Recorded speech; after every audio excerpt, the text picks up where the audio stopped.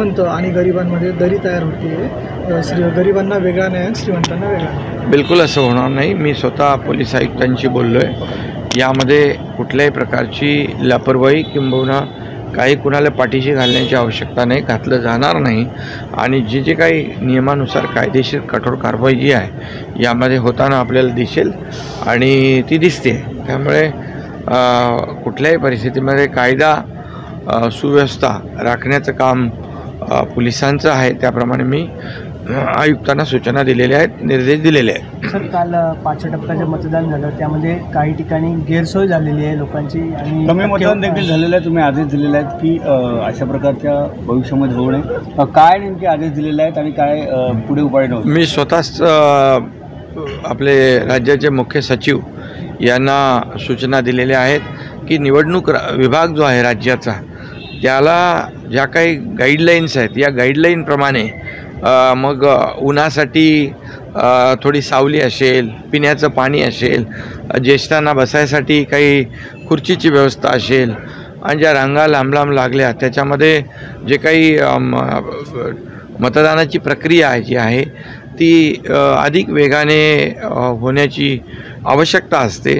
त्यासाठी काल मी स्वतः कलेक्टर आणि निवडणूक विभागाशी सातत्याने चर्चा करत होतो आणि मी मुख्य सचिवांना सांगितलेलं आहे ही उच्चस्तरीय चौकशी करा आणि जे काही नागरिकांना झालेला जो काही उन्हाचा त्रास आहे, काही लोकांना उन्हाच्या त्रासामुळे हॉस्पिटलाइज व्हावं लागलं, या सगळ्याचीच जी काही गैरसोय लोकांची झाली या बाबतीमध्ये उच्चस्तरीय चौकशीचे आदेश दिलेले आहेत। यामध्ये जे कोणी दोषी असतील त्यांची कारवाई केली जाईल। साहेब, काहीच वेळापूर्वी राज्यामध्ये अनेक ठिकाणी अवकाळी पाऊस देखील झाला आहे, बऱ्याच ठिकाणी भुईमुगाचं नुकसान झालेलं आहे, शेतकऱ्यांचं मोठ्या प्रमाणात नुकसान झालं आहे, त्याबद्दल काय उपाययोजना करणार आहे?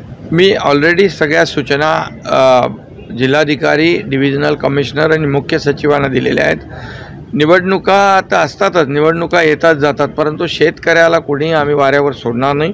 ज्या ज्या ठिकाणी नुकसान झाले, अतिवृष्टी गारपीट झाले, त्याचे पंचनामे युद्धपातळीवर करण्याच्या सूचना दिल्या आहेत, त्यांना नुकसान भरपाई देण्याच्या सूचना दिल्या आहेत। त्याचबरोबर ज्या ठिकाणी चाऱ्याची आवश्यकता आहे, चारा तुटवडा आहे, पिण्याच्या पाण्याची तुटवडा आहे, जनावरांच्या पाण्याचा तुटवडा आहे, या सगळ्याचा आढावा घ्यायला मी सांगितलेला आहे आणि कुठेही पाणी आणि चारा कमी पडता कामा नये अशा सक्त सूचना मी संबंधितांना दिल्यात। मुख्य सचिवांशी मी या बाबतीमध्ये बोललो आहे आणि खाली डिव्हिजनल कमिशनर, कलेक्टर यांना देखील तशा सूचना गेलेल्या आहेत। सर, काही ठिकाणी पाणी टंचाई पण खूप झालेली आहे। पाणी टंचाई ठिकाणी कुठेही पाणी कमी पडणार नाही, तिथे टँकर कमी असतील तिथे वाढवण्याच्या सूचना दिल्यात। चारा छावण्या आहेत किंवा चारा जिथे कमी असेल जनावरांचा तो देखील त्याची पूर्तता करण्याच्या सूचना दिल्यात। कुठेही सरकारच्या वतीने कुठेही कमी पडता कामा नये। शेवटी शेतकरी आहे, मायबाप आहे आपला आणि त्याच्या मागं नेहमी सरकार उभं राहिलेलं आहे। सरकार शेतकऱ्याला वारंवार सोडणार नाही। सर, 5 टप्प्याच्या निवडणुका झालेल्या आहेत, काय रिव्ह्यू आला असेल युतीच्या माध्यमातून? कारण की आज दिवसभर रिव्ह्यू सुरू होता, काय सांगायला संदर्भात? मी सांगतो, पुन्हा एकदा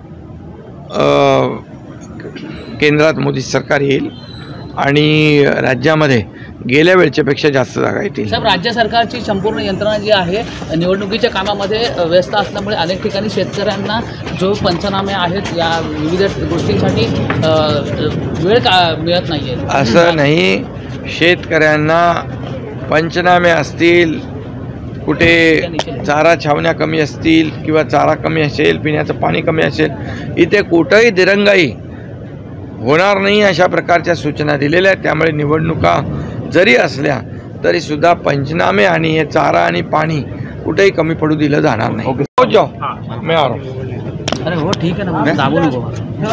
हाँ, पोहोचतो। दिघे साहेबांच्या भगिनी यांची तब्येत सिरियस असल्यामुळे आपण या ठिकाणी भेटलेले आहात, त्यांना इकडनं त्यांना शिफ्ट केलेलं आहे। नेमका सध्या प्रकृती कशी आहे आणि डॉक्टरांचं काय मत आहे?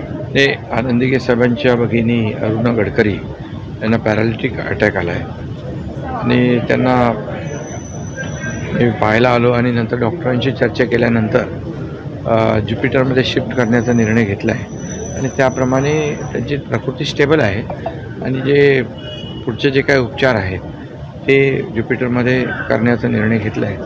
त्यामुळे मला वाटतं आता